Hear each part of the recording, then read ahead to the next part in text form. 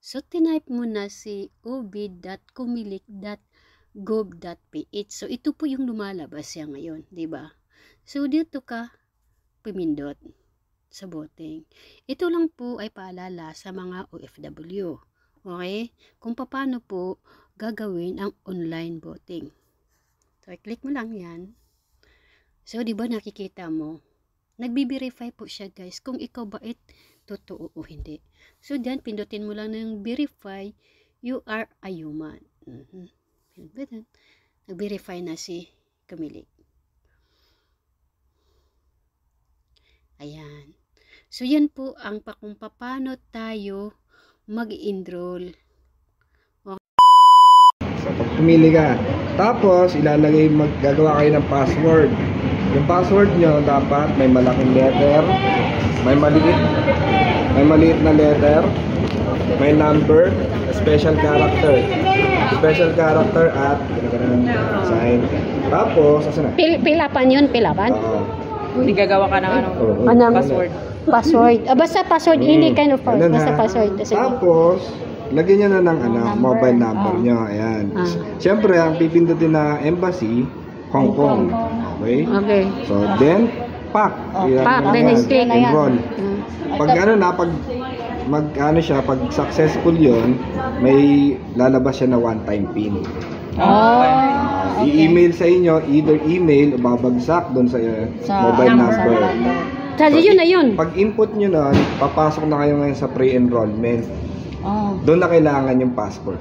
Pipicturean yung passport nyo, pag ganon, o pag ganon.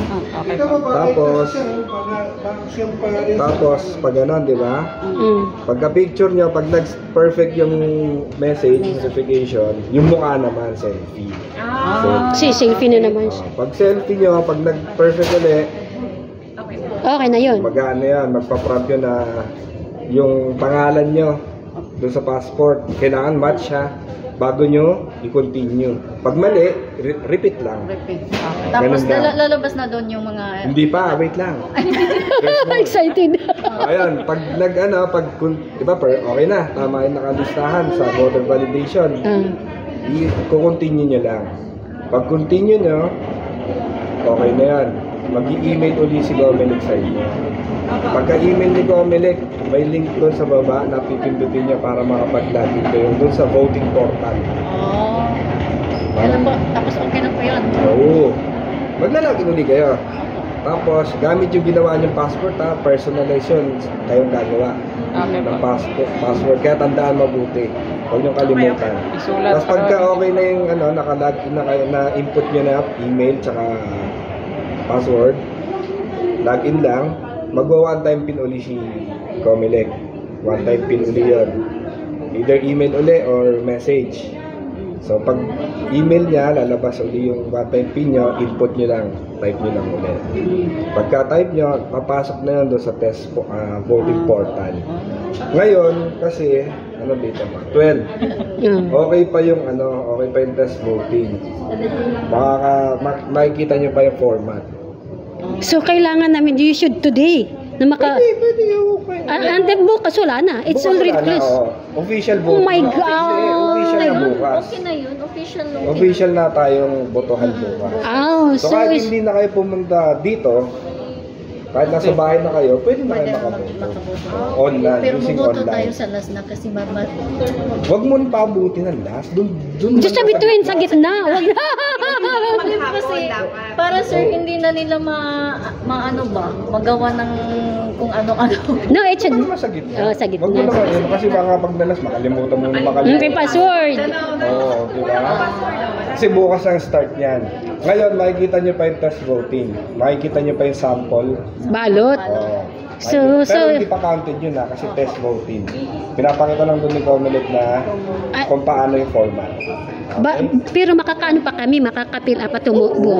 Anytime that ang start naman is April 13 to May 12. Yung botohan botohan.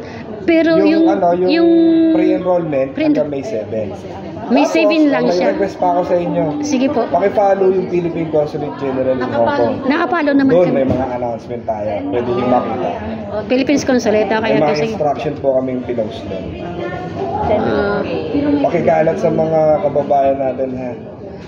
Ganun tayo. Parang hindi na kayo pupunta ng consulate kasi ang ang gagawin wala na po. Ang gagawin natin kasi sa 18th floor, yung mga hirap na makapag-log-in. Pero kaya nyo naman, no need na on your time kahit saan. Kahit Sabado, sir? Kahit Sabado, sir? Sa man lang natin dito sa... Walang open Sabado. Walang open Sabado? Open kami isang buwan. Isang buwan nga sila si sir. 30 days yun. Pag nahirapan kayo, kaya bisitahin. Sa consulate sa 18, no? Sa 18. Sa 18th floor. Kaya pala yung So, I hope guys, sa mga nandito, yun nung pong pinakita ko at pinakita kong video, konti lang naman yan.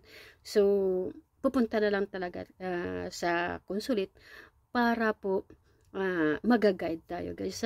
So, good luck sa mga candidates and good luck nating mga OFWs dito sa Hong Kong at sabay-sabay tayong bumoto online. At diba? So, ganun na lang tayo guys.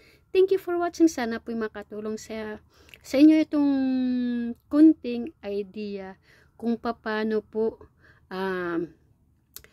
mag-online voting. Thank you!